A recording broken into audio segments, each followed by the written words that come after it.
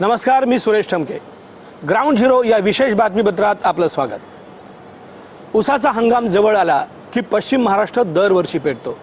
यावर्षीही 15 ऑक्टोबर पासून ऊसाचा गळीत हंगाम सुरू होतोय। मात्र FRPची रक्कम 3 टप्प्यात देणार हे सांगितल्यामुळे शेतकरी प्रचंड संतापलेले आहेत। त्यामुळे यावर्षी सुद्धा ऊसाचं राजकारण, ऊसाची गणित पेटणार हे नक्की। पाहूया याबाबतचा स्पेशल रिपोर्ट।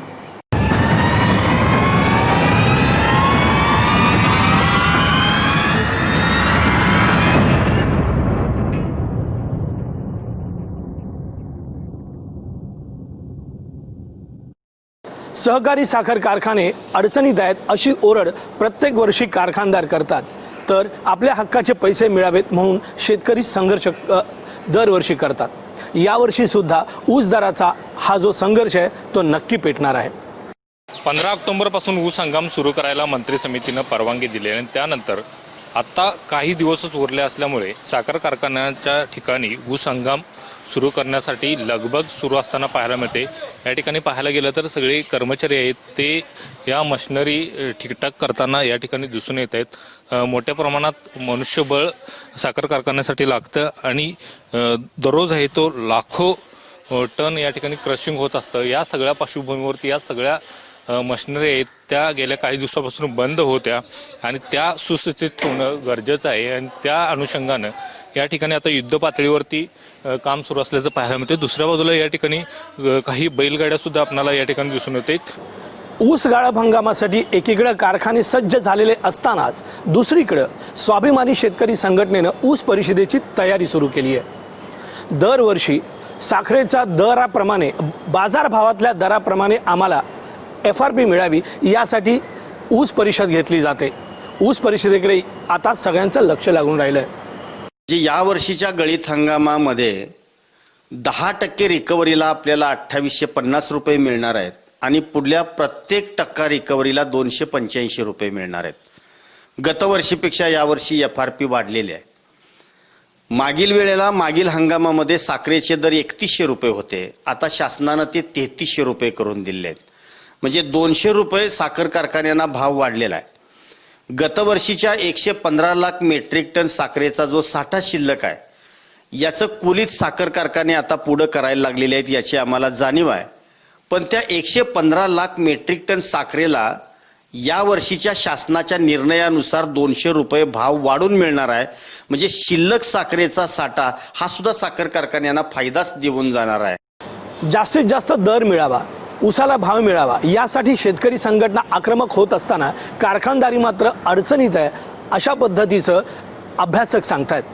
जर यावर्षी 3800 रुपयांचा दर साखरेला मिळाला नाही तर कारखाने मोडीत नेतील अशी भीती हे अभ्यासक व्यक्त करतात।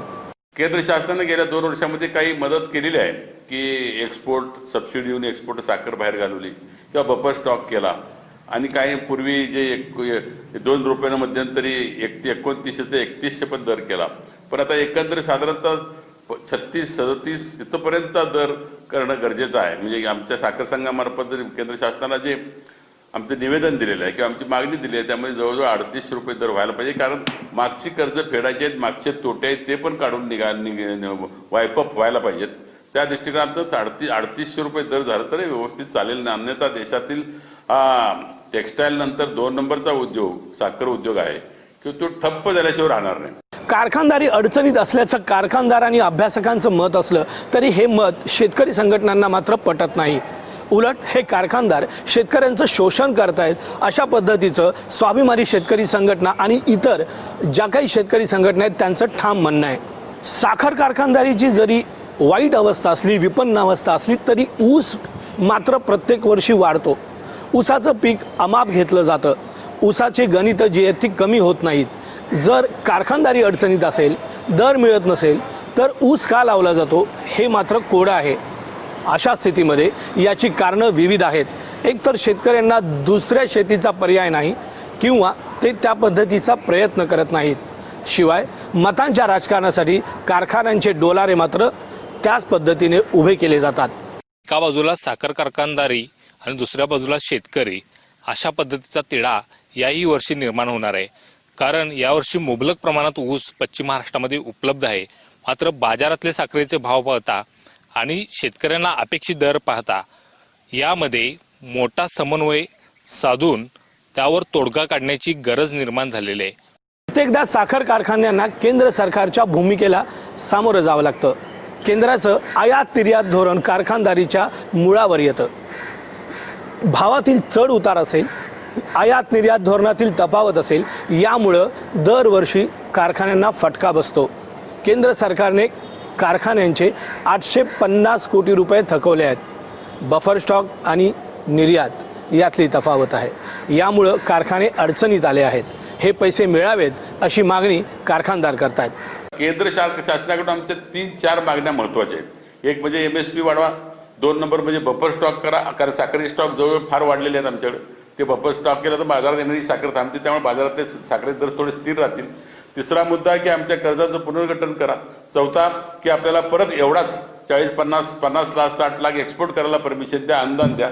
आणि जे आमचे पैसे गेल्या 2 वर्षामध्ये आम्ही जे एक्सपोर्ट केलं किंवा बफर स्टॉक केलाय त्याचे पैसे आमचे क्लेम गेलेले आहेत. 15,000 कोटीचे जवळजवळ पैसे ते तिथं पडलेले आहेत. त्यातले महाराष्ट्रातले काही वाटा 1/3 आहे, 800-850 कोटीचा आहे. अशा प्रकारचे जे पैसे आहेत ते अजून शासनाकडे मिळालेले नाही. कारखान्यांची देणी थकली आहेत आणि ती देणं लागतंय अशी कबुली केंद्रीय मंत्री रावसाहेब दानवे यांनी सुद्धा दिली आहे. आणि हे पैसे लवकरच दिले जातील असं आश्वासनही त्यांनी दिलंय. ते खातच माझ्याकडे आहे.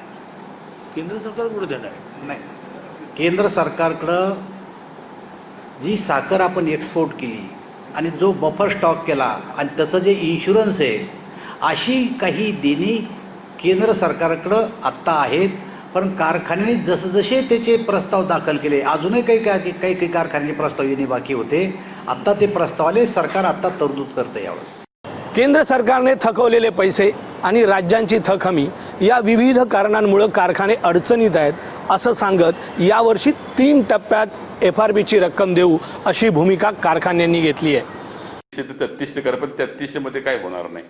पण ते सुद्धा अजून झालेलं नाही. म्हणजे हा निर्णय जर झाल्याशिवाय आता उद्या गाळप हंगाम सुरू करताना शेतकऱ्यांचे प्रश्न ना, शेतकरी संघटना असतात, त्यांच्या मागण्या असतात, त्यांना आपल्याला कायद्याप्रमाणे FRP एका हप्त्यामध्ये द्यायला पाहिजे असा प्रकार आहे. किंवा त्यांच्यावर आम्ही करार केले, कायदेशीर करार केले, ते कायद्यामध्ये तरतूद आहे. कायद्यामध्ये जर शेतकऱ्यांना मान्य असेल त्यांनी करार केले तर आपल्याला 3 हप्त्यामध्ये किंवा आपण जो करार असेल त्याप्रमाणे सुद्धा करार FRP देण्याची तरतूद आहे. कारखान्यांनी घेतलेल्या या भूमिकेला शेतकरी संघटनांनी मात्र तीव्र विरोध केलाय. कारखान्यांसोबतचे करार फाडून टाकत त्यांनी संघर्षाची ठिंगी पेटवली आहे. स्वतंत्रपणानं करार झाले तर आम्ही 3 टप्प्यामध्ये FRP त्यांना देऊ असा एक साधारणतः फतवा काढून करार केले जात आहेत. अनेक ठिकाणी त्या करार आमच्या कार्यकर्त्यांनी पाडलेले आहेत. अनेक ठिकाणी आम्ही होळ्या केल्या आहेत.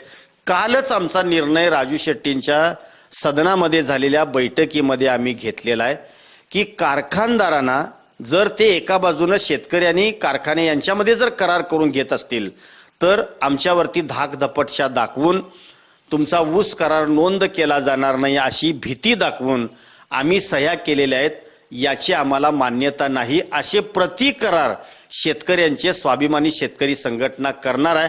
आणि हे सगळे करार घेऊन आम्ही साखर आयुक्ताकडे जाणार आहोत. साखर आयुक्तानं हे जर नाही ऐकलं तर आम्ही न्यायालयाचे दरवाजे त्या संदर्भामध्ये ठोठावणार आहोत.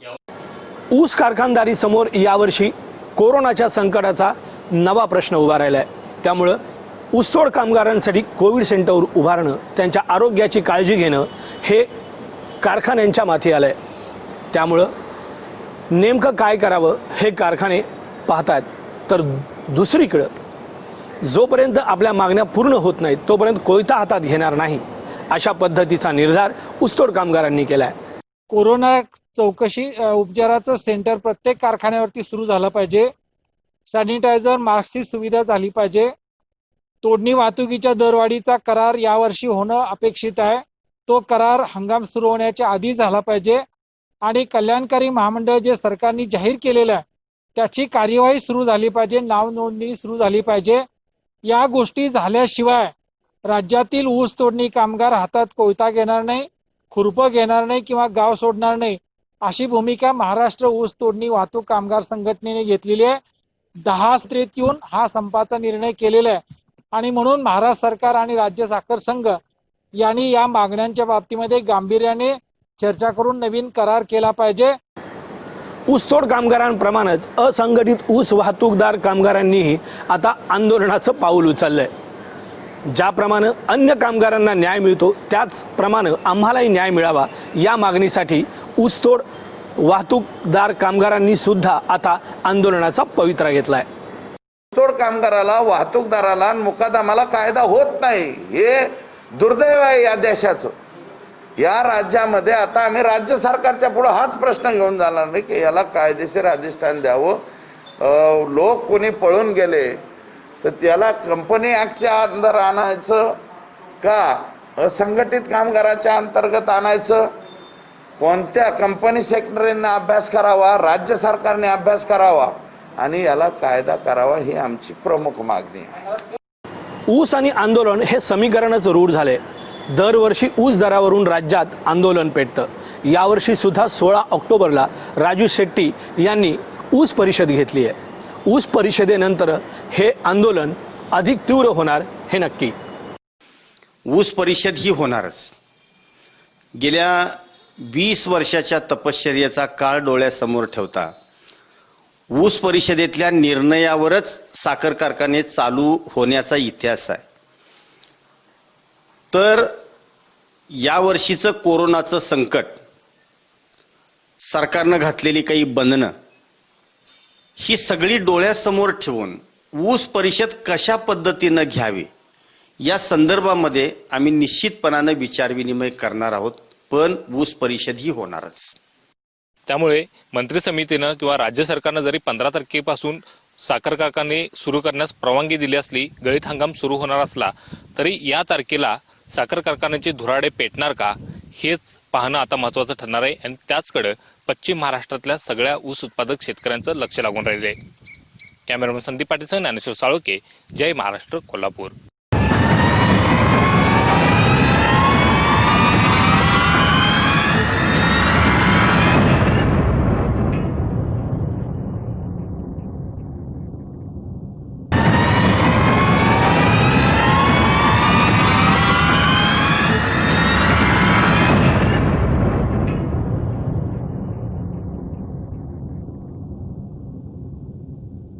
आता बातमी आहे पुण्यातून. मराठा आरक्षणाचा प्रश्न आता अधिक चिघळत चाललाय. MPSCच्या परीक्षा पुढे ढकलाव्यात. जोपर्यंत मराठा आरक्षणाचा प्रश्न सुटत नाही तोपर्यंत कोणताही निर्णय घेऊ नये अशी मागणी मराठा तरुण करतायत. या संदर्भात त्यांच्याशी बातचीत केली आहे आमचे प्रतिनिधी सचिन जाधव यांनी. राज्यात MPSCच्या परीक्षेवरून गोंधळ सुरू आहे. परीक्षा घ्यायच्या की नाही यावरून वाद सुरू आहे. तर मराठा मोर्चांनी MPSCच्या परीक्षा पुढे ढकला असा एक पवित्रा घेतला आणि त्यामुळे या परीक्षा होणार की नाही हा एक मोठा प्रश्न आहे. माझ्यासोबत MPSCचे विद्यार्थी आहे जे पुण्यामध्ये वेगवेगळ्या ठिकाणाहून येतात आणि खरं तर त्या परीक्षेच्या बाबत त्यांची काय भूमिका आहे किंवा त्यांना काय वाटतं, परीक्षा व्हाव्या की न व्हाव्या किंवा आता सध्या जी परिस्थिती आरक्षणावरून सुरू आहे पुढे ढकला म्हणून एक मागणी येते. सर, पहिली गोष्ट कशी आहे, परीक्षा झाली किंवा नाही झाली तर ह्याच्यामध्ये एक विद्यार्थी म्हणून अभ्यास करताना पहिला प्रश्न असतो की एक्झाम कधी जरी झाली तरी आमचा अभ्यास तर आमचा चालूच आहे. परंतु ही जी एक सध्या अवस्था सुरू झालेली आहे की एक्झाम होणार किंवा नाही होणार, ह्याच्यामुळे विद्यार्थी थोडे संभ्रमात पडत आहेत. हा जो मनामध्ये असणारा जो गोंधळ आहे ना तो सगळ्यात अगोदर क्लिअर करावा. आजच्या आज सरकारने क्लिअर करावं. कारण अभ्यास करत असताना अशी कंडिशन आहे की आपला पेपर होणार आहे का नाही याचीच गॅरंटी नाही 11 तारखेला. कारण आज जर बघितलं की आयोगाने केंद्र प्रमुखांना PP किट वगैरे सगळे दिलेत, पण त्यांचं असं एक वाक्य त्याच्यामध्ये, तुम्हाला सर्दी असेल किंवा खोकला असेल किंवा शिंकले जरी तरी त्या कॅन्डिडेटला आज एक्झामला बसू दिलं जाणार नाही. ह्या काळामध्ये असं वाटते मला स्पष्ट की परीक्षा ही होऊ नये. का? कारण की इतकी संभ्रमावस्था विद्यार्थ्यांची केली आहे की त्यांचा पूर्णतः मानसिक संतुलन बिघडलेलं आहे. आणि अशा बिघडलेल्या मानसिक संतुलनात जर एक्झाम द्यायची झाली तर मुलांना चांगल्या प्रकारे प्रेझेंटेशन करता येणार नाही. एकतर परीक्षा झाली पाहिजे. कारण का आपण बघतो आमचा मराठा आरक्षणाला विरोध नाही, आम्ही त्यांच्यासोबत आहोत. त्यांचा न्याय त्यांचा हक्क त्यांना भेटला पाहिजे. पण परीक्षाही झाल्या पाहिजे. सरकारने लवकरात लवकर मराठा बांधवांना कसं आरक्षण देता येईल हे बघावं आणि त्याच तुलनेत परीक्षा कशी घेता येईल. कारण का ग्रामीण भागातले विद्यार्थी आलेले असतात, आम्ही ग्रामीण भागातून येतो आणि आम्हाला वर्ष पुण्यात राहणं शक्य नसतं. आणि आता एकदा परीक्षा पुढे गेली तर पुन्हा कधी होईल सांगूही शकत नाही. तर सरकारने यावर काहीतरी योग्य तोडगा काढावा. व्हिडिओ जर्नलिस्ट निकेतन मानेसह सचिन जाधव, जय महाराष्ट्र, पुणे. मराठा समाजाला आरक्षण मिळावं, मात्र ओबीसींच्या आरक्षणाला धक्का न लावता, अशी भूमिका वंचित बहुजन आघाडीचे नेते ॲडव्होकेट प्रकाश आंबेडकर यांनी घेतली आहे. त्याचप्रमाणे उदयनराजे जे मराठ्यांच्या सध्या नेतृत्व करतायत, त्यांना बिंडोक म्हणून त्यांनी काल संभावना केली. याचे पडसाद सगळीकडे उमटत आहेत. त्यांच्याशी बातचीत केली आहे आमचे प्रतिनिधी सचिन जाधव यांनी. 10 ऑक्टोबरला राज्यामध्ये मराठा समाजाकडून बंद पुकारण्यात आला. या बंदला वंचित बहुजन आघाडीने पाठिंबा दिलाय. सर, काय पाठिंबा आणि कशाच्या ह्याच्यावर, म्हणजे काय तुमची भूमिका आहे त्यावर? ते आम्ही मराठा समाजाचं आरक्षणाला अगोदरच पाठिंबा दिलेला आहे. त्या सगळ्या कालचं जे आहे ते सुरेशदादा पाटील यांनी असणारं विनंती केली की वंचित बहुजन आघाडीचा आम्हाला पाठिंबा पाहिजे. तेव्हा रात्री आम्ही असं प्रेस कॉन्फरन्सवरती सगळ्या कार्यकर्त्यांशी बोललो आणि तिथे ठरलं की आपण पाठिंबा द्यायचा. तो पाठिंबा आम्ही दिला त्या ठिकाणी. त्याच्यामुळे 10 तारखेच्या बंदला जो आहे तो आमचा पाठिंबा आहे. तुमचा अजून एक मुद्दा की ओबीसी आणि मराठा आरक्षण वेगवेगळा मुद्दा आहे. हा, मराठा आरक्षण हा वेगळा मुद्दा आहे आणि ओबीसी आरक्षण हा वेगळा मुद्दा आहे. मराठा समाजातली काही माणसं ही असणारं ओबीसी मधनं आम्हाला आरक्षण मिळावं अशी मागणी करतात आहेत. तेव्हा त्यांना असणार आम्ही सांगितलं की बा तुम्ही देशभरातल्या ओबीसीना अंगावरती का घेताय? 2 वेगवेगळे समूह आहेत, 2 वेगवेगळे प्रश्न आहेत, दोघांची रचना वेगवेगळी आहे. तेव्हा ती वेगळं राहणं हेच मराठा समाजाच्या हिताचं आहे. नाहीतर देशभराचा ओबीसी एकत्र आला तर मिळालेलं आता जे आरक्षण आहे ते कदाचित धोक्यात येऊ शकतं. खरं तर कालपासून एक चर्चा होती की 10 तारखेला जे काही एमपीएससीच्या परीक्षा होतात त्यावर संभ्रम निर्माण आहे. परीक्षा काही मुलांचं म्हणजे मुलांचं किंवा संघटनेचं की परीक्षा होऊन देणार नाही आणि काय म्हणून ती परीक्षा झाल्या पाहिजेत. ते परीक्षा झाल्या पाहिजेत या मताचा मी आहे. त्याच्यातल्या काही संघटनांची माझी असणारी चर्चा झाली. त्या संघटनांच्या याच्यामधली असणारी जी काही चर्चा झाली त्याच्यामध्ये मी त्यांना असं सांगितलं की या अगोदर सुद्धा असे प्रसंग उभे राहिले. त्यावेळेस त्या प्रसंग उभं राहिल्यानंतर शासनाने भूमिका अशी घेतली की कोर्टाच्या अधीन राहून या परीक्षा होतील आणि कोर्टाचा जो काही निर्णय होईल तो निर्णय ह्या परीक्षेला सुद्धा लागू होईल. ती परिस्थिती तुम्ही असायला मागा. जे काही आरक्षण मिळालेलं आहे ते आरक्षण मग शाबूत राहतं त्या ठिकाणी. तेव्हा आता 10 तारखेला काय भूमिका येते त्याच्यावरती अवलंबून आहे. मराठा क्रांती मोर्चाची काल एक बैठक झाली आणि त्यांनी थेट 10 तारखेच्या परीक्षेला विरोध केला की परीक्षा नकोच घ्यायला. ते माझं म्हणायचं संघटना काय भूमिका घ्यावी या त्यांच्या आहेत. ज्यांनी मला विचारलं त्यांना मी असा सल्ला दिला की तुम्ही विरोध करू नका. तुम्ही एवढंच बघा की मिळालेलं आरक्षण आणि तेवढ्या सीट्स याचं जतन केलं जाईल किंवा त्याच्यामध्ये घट होणार नाही याची दक्षता घेतली पाहिजे आणि त्यासाठी कोर्टाच्या अधीन राहून ह्या परीक्षा घ्या असं म्हटलं भूमिका घ्यायला लावली मी. तर दोन्ही राजेंवर टीका केली की एकाने आरक्षण खरं तर द्यायला पाहिजे अशी भूमिका पुढे होती की ते आता सत्ताधारी भाजप केंद्रात आहे आणि त्याचे ते दोन्ही खासदार आहेत. तर काय त्या दोघांविषयी तुमचं खरं तर? हे माझं दोघांविषयी काही मत नाही आहे. माझं म्हणणं असं आहे की जी काही भूमिका ते मांडतात आहेत, एक राजा जे काही मांडतोय तो समाजामधलं सामंजस्य संपवावं असं आहे की आम्हाला मिळालं नाही तर उरलेल्या कोणाला नाही. आता ही भूमिका कसली आहे? समाजामधलं सामंजस्य बिघडवण्यासारखी आहे. म्हणजे ज्यावेळेस मराठा समाजाचे मोर्चे निघाले, ओबीसीचे मोर्चे निघाले, आदिवासींचे निघाले, शेड्यूल कास्टचे निघाले, तेव्हा सामंजस्य राहिलं होतं कुठे? जे ते रावट्यांमध्ये बसले होते आणि रावट्यांमध्ये बसून ते आपले राजकारण करते. सामंजस्य टिकवायला मलाच पुढे यावं लागलं त्या सगळे काही संबंध नसताना. आणि आता पुन्हा सामंजस्य बिघडवणार असतील आणि एकही कोणी महाराष्ट्रातला नेता हा सामंजस्य टिकवण्यासाठी पुढे येणार नसेल तर मग अशा भूमिका घ्या कशाला की ज्याच्यामुळे असणारं सामंजस्य बिघडेल याच्यासाठी. जे राजे सामंजस्य बिघडते तर दुसऱ्यांचं ते मी कोल्हापूरचे जे राजे आहेत त्यांनी आरक्षणाच्या बाजूने आहेत ह्याच्याबद्दल दुमत नाही, पण ते इतर गोष्टी सुद्धा शासनाकडे मागतात आहेत.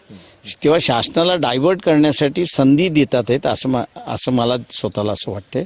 आणि म्हणून त्यांनी सुद्धा आरक्षण हाच मुद्दा धरून घ्यावा जेणेकरून त्याचा निकाल लागेल. नाही तर अनेक वर्ष हे भिजत पडलेलं घोंगडं आहे. आणि मी दलितांच्या राजकारणामध्ये, आंबेडकरी चळवळीच्या राजकारणामध्ये, शेड्यूल कास्टच्या राजकारणामध्ये हे घोंगडं भिजत पडल्यानंतर काय होतं याचं मी पाहिलेलं आहे, बघितलेलं आहे.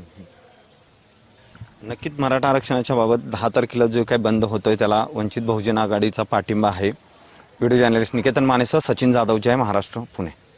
या बातमीपत्रात वेळ झाली आहे इथेच थांबण्याची. आपण पाहत राहा जय महाराष्ट्र.